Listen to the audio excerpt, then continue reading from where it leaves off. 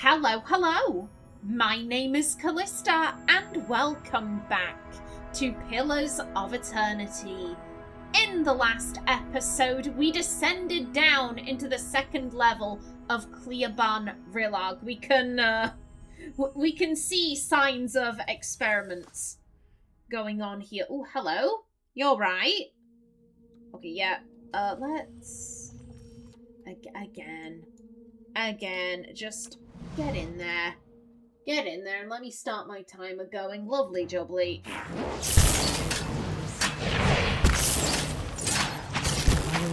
We've got this. They're no threat. Buddy, do you maybe want to go after that one?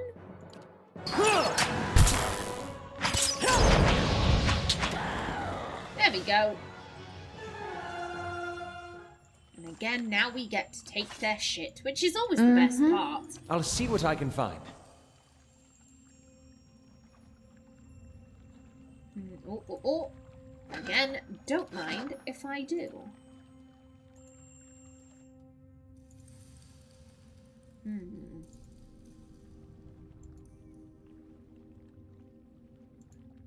Okay, this again looks like... Oh, okay, everyone back it up.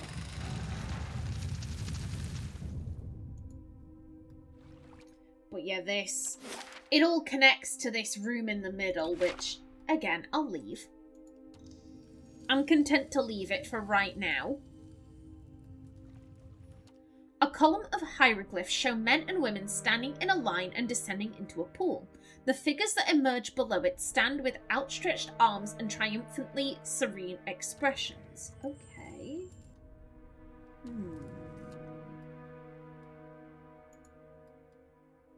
Okay. Get the ghost. That's it! Now get this ghost.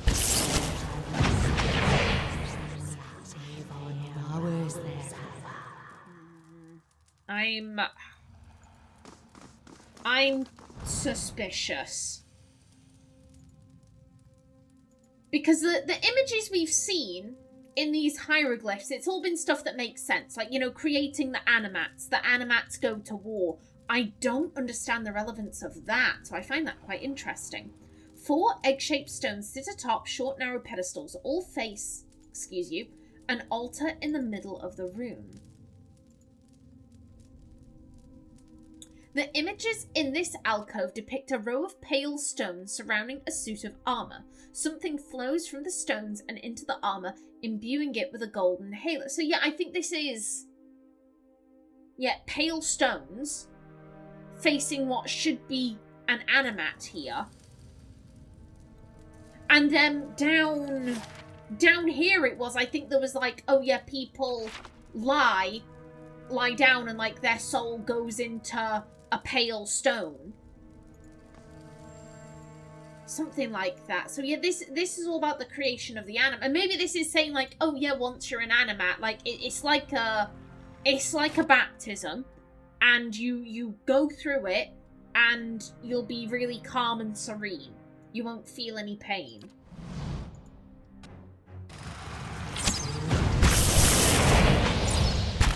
That's not very helpful. Okay, good night. You 3 go after that one. That looked like it hurt. And then just you, my dear. There we go. Glorious. A yoink. They'll never know I'm here. Oh, no. And right you. here. Everyone gets into stealth. Hello. Ooh. Sure. Leaving their bodies to offer their souls and forsaking the weakness of flesh and enfeebling of bone, the barbarian godless succumbed at last. Oh. Interesting. A man and woman carved from lustrous ardra pour the contents of the vase at their feet.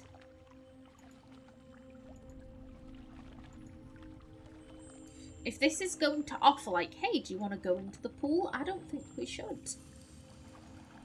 I don't trust this. I mean, if it's just like a wishing well, then I'll take it, but...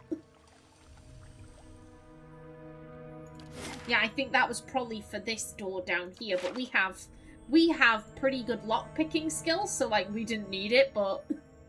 So it's good to have it in case it opens any doors further in. You never know. They might have reused their keys for more than one door. Okay. Go, lads. Go, lads, go.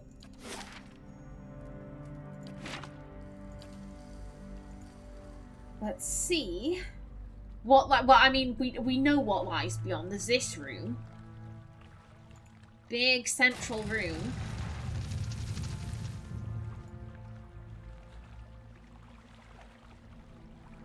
Hello? What is... Oh, hot damn! A man and woman carved from lustrous ardra pour the contents of a vase at their feet. Okay.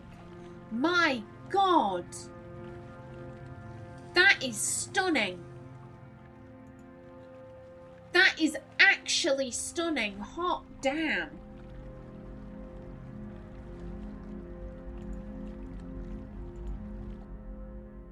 Flipping heck. I mean, you gotta give it to the Inquitans. They had style. They may have been doing some fucked up things potentially, but they had style. They looked classy as fuck whilst they did dodgy shit, methinks. Yeah? I'll see what I can find. Stealth. Anyone or anything else?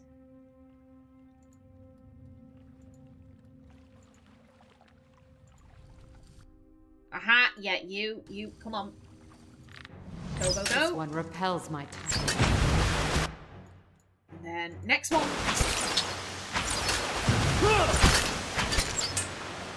There we go.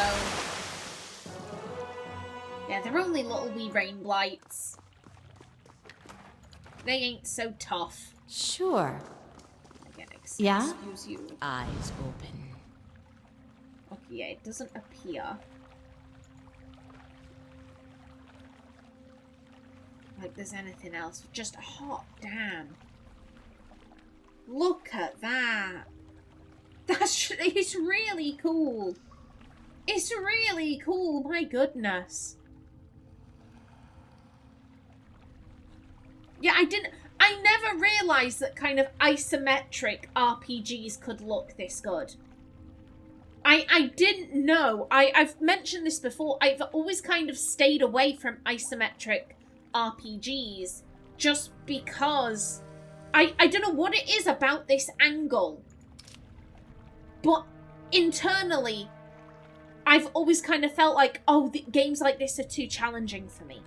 They're too challenging, like they're too complicated. I don't know why.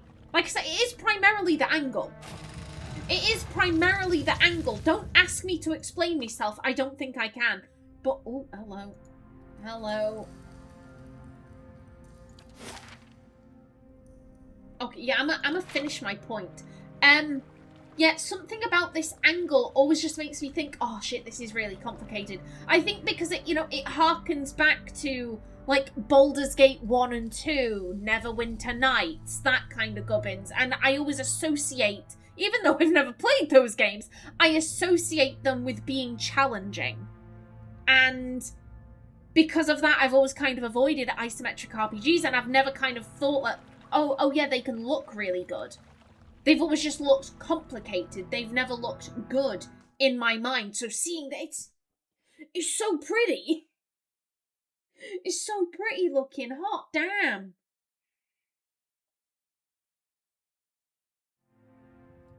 Okay. Oh, hello. Hello. Little secret. Oh, yeah, this is round here. Okay. So what were the ghosts leading us to? That is the question. What the shit is this? Hi?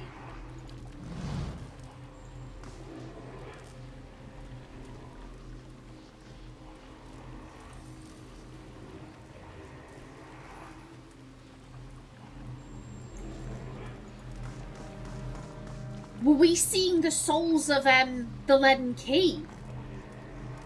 I just assumed we were seeing the souls of the, like, you know, ancient Engwithins. Something in the ether hums and buzzes through your teeth.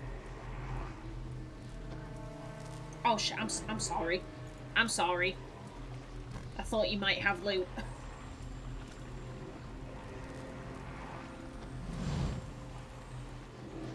A haze of essence lingers over the body, as faint and insubstantial as a dust plume in a rider's wake.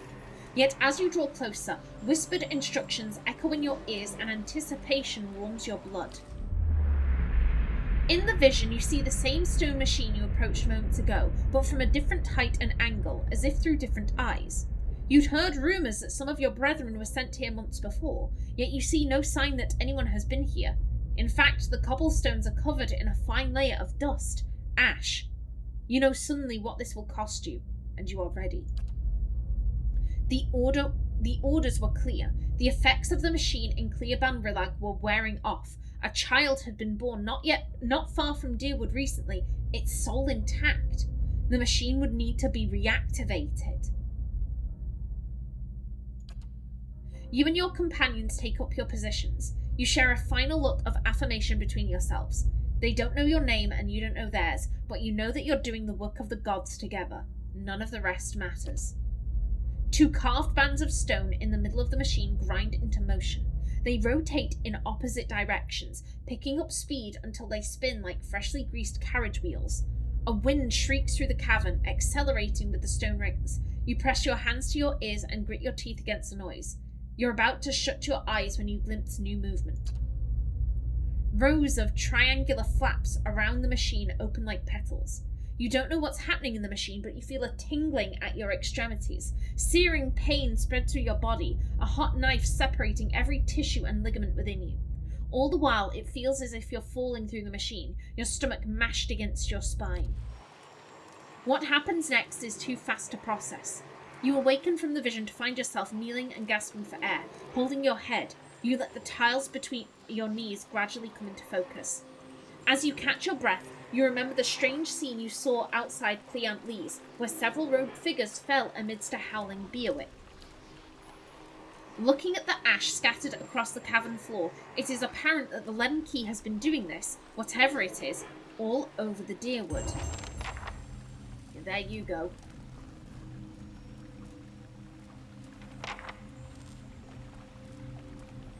Okay, that's great.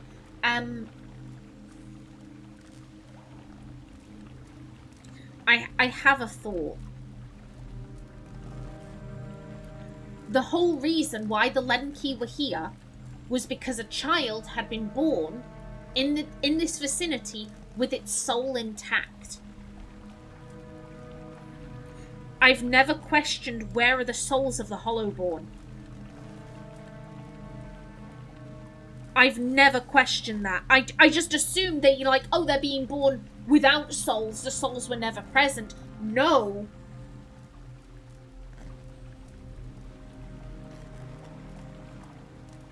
These ones move. The one in the capitals holds.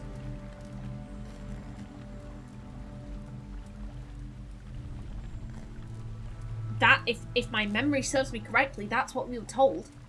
All of these machines across the Deerwood, they're used for the movement of souls, but the one in the capital, where again the Leaden Key headquarters are, the one in the capital holds the souls steady. Where are all the souls of the Hollowborn? Okay. The Leaden Key want all of these souls. They want them at the capital. They're using these like, oh, baby is born, this sucks up the soul, and it shifts it to the capital. Why? I don't know. I don't have the why, but I think I'm seeing the how. They're using these machines to transport the souls to the capital, where they are being held. I don't know why. Why? What?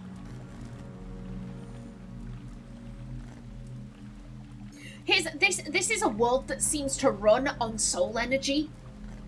We've seen a bunch of different ways that souls can be manipulated.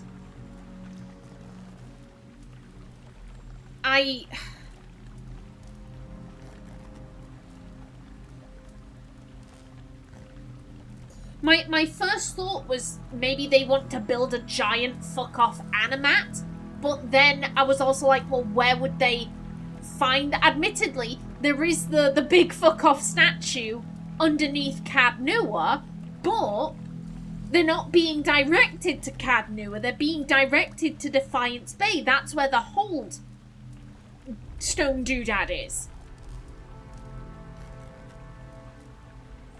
Admittedly, it is now broken, I think. I'm pretty sure that's the one that we... Yeah, because that's the whole reason why all of the undead were coming back. Because that one, it wasn't letting the souls in its vicinity move on. It was just like, yeah, we're keeping them here. Okay, so if that one is broken, then that means they can't be held at the capital anymore. So where are they going? Where the shit are they going?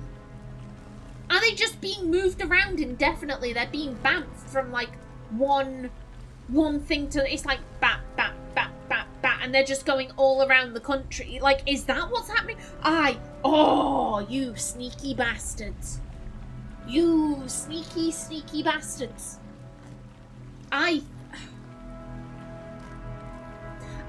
feel certain that the Leaden Key are behind the Hollowborn crisis.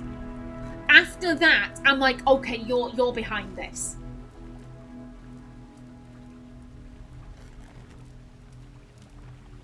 Again, the why, I don't understand. To be honest, I don't feel like I understand the Leaden Key's motives. They're just doing shit. I'm like, I don't know why you do shit. You just do shit. You just go around doing stuff. I have no fucking clue why. I feel like if I had a better grasp of their motives, I could probably make a guess, but I don't. I have no clue what the Leaden Key ultimately want. But I'm pretty sure they're behind this. Hey there. Ooh. Okay. Bound and buried. Superstitious folk near Road's End have been acting on a rumour that the hair of a dead virgin that was bound and buried alive can cure a Hollowborn. Not only has it resulted in horrific attacks against young women, but unscrupulous merchants have taken to selling bits of hair to those who don't have the stomach to perform the act themselves. Road's End's local thanes have assigned agents to root out the problem, but they've had little success.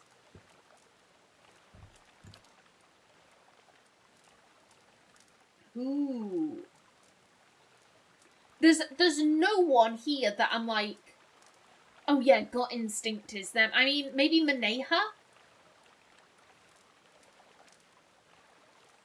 She's like religious. Durance is religious, but Durance is a misogynist. He's probably there being like, oh yeah, let's kill the virgins, 'cause none of them will touch my penis. Incel vibes. Like, I don't trust Durance. Maneha is religious, and, you know, Andra kind of has a vibe of superstition to her. And she's, like, a decent person. She cares. So, yeah, like, Maneha, you go do that. Please go and protect the virgins. Sure. Keeping an eye out. And again, we will.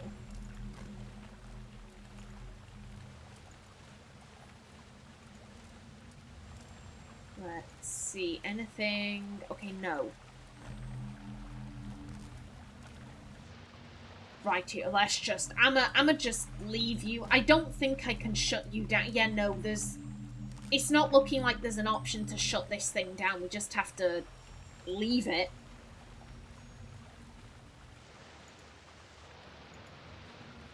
Yeah, if I remember correctly, there was a ooh.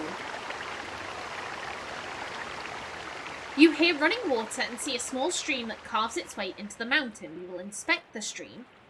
A shallow bottom flickers and wavers just under the water's edge, but as you look towards the tunnel, the bottom disappears into darkness. From here, it's impossible to tell how deep the stream is. Okay. However, a faint light plays along the walls of the tunnel. The echo of rushing water suggests that the tunnel and stream continue for quite some distance. We will wade to the tunnel. Hey! You take slow, sloshing steps towards the mouth of the tunnel, holding yourself upright while the current tugs at your legs. The cold water leaves you gasping, and as it rises past your waist, you fight to control your breaths. The stream bed soon drops out from under your feet, and the current pushes you towards the tunnel with growing force. We will put on the diving helmet. Okay, hey, we can breathe. You place the helmet over your head and press forwards. It does little to ward off the chill of the stream, but air, at least, is in plentiful supply. The current pushes you through the tunnel faster and faster, tugging you downward. Over your head, the tunnel narrows and drops, leaving only a thin pocket of air. You take a final deep breath before the current drags you into the depths. Rays of light pierce the darkness, but the current is moving too fast now for you to see more than flickering glimpses as you speed by. Ooh. You keep your hands in front of you and focus on avoiding the jagged rocks that appear suddenly in the darkness jutting from the walls. A light winks at you up ahead. You're approaching it fast, but it looks to be the mouth of a second, smaller tunnel you might be able to reach. We will swim towards the glint. Okay. You wrap your fingers around the rocks lining the tunnel and peer inside. The tunnel comes to a dead end, but something glints among the rocks at the far side. Oh, I'm sorry.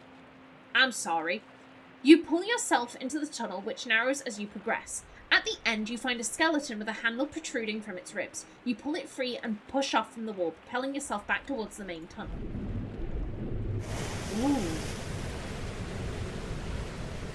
Swirling and tumbling through the darkness of the tunnel, you see a halo of light above, and you swim and kick towards it.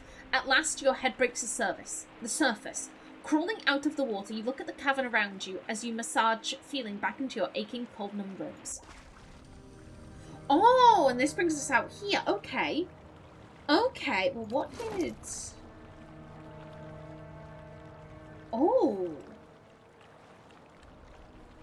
Morning Star, okay.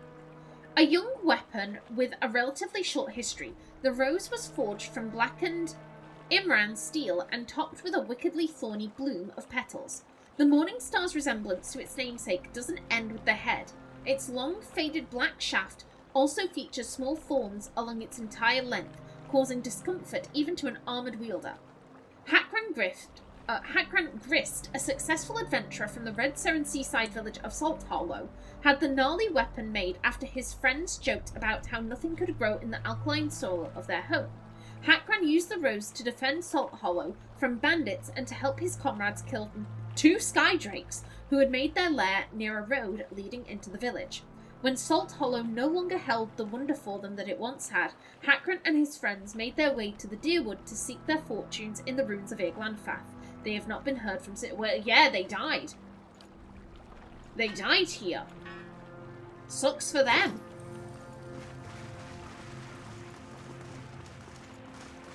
Okay, but let me finish what I was saying before. The only reason why we were able to shut down the one in Undying Heritage is because there was like an actual like panel that we could fuck with.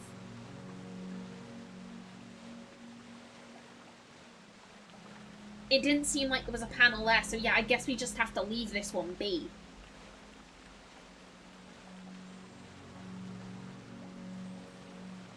Yeah. Excuse me, yeah, this one.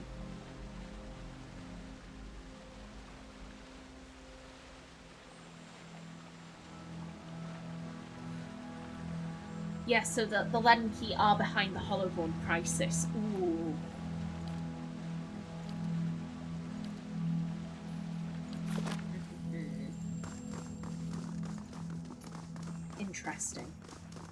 As I said, now that I know that, I'm just... Where are the souls going? Where are the souls going?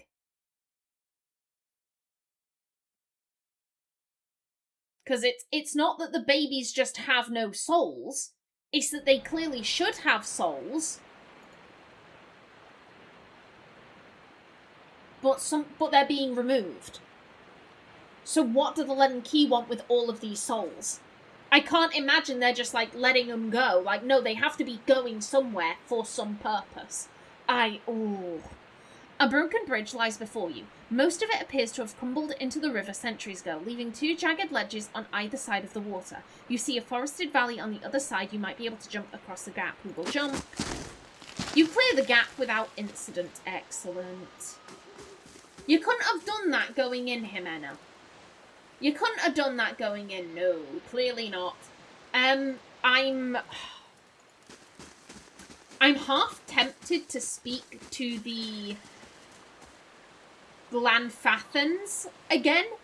However, I'm thinking if we went and told them, oh yeah, the guys, the Leaden Key inside, they're dead, then they're going to turn around and say, well, how do you know that?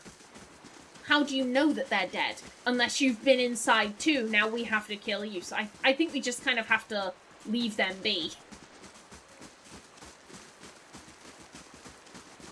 You know, they'll give it a few days and then they'll realise, oh shit, no one's coming out. And they'll go back home.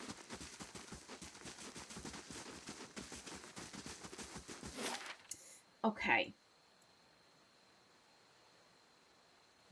Okay, I'm thinking, let's...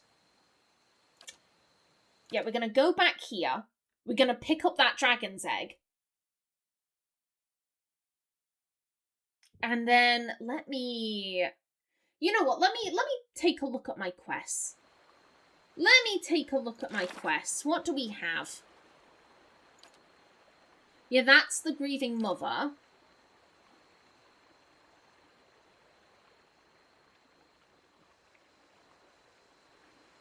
Yeah, we have a farmer's plight, blood legacy.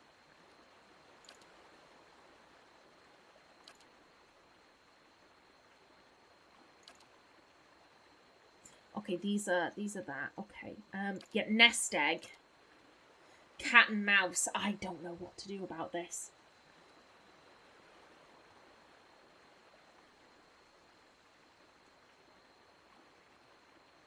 I have no clue what to do.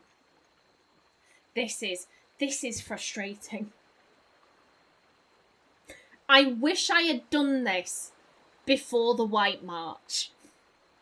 Because if I had, I think Ximena, without a shadow of a doubt, would have been like, oh, Nefri basically pulled a me. She's kind of like me. Fuck her. Fuck her. My position within House Dominel is way more important to me. Fuck her. Like I'm gonna send her on to Medreth.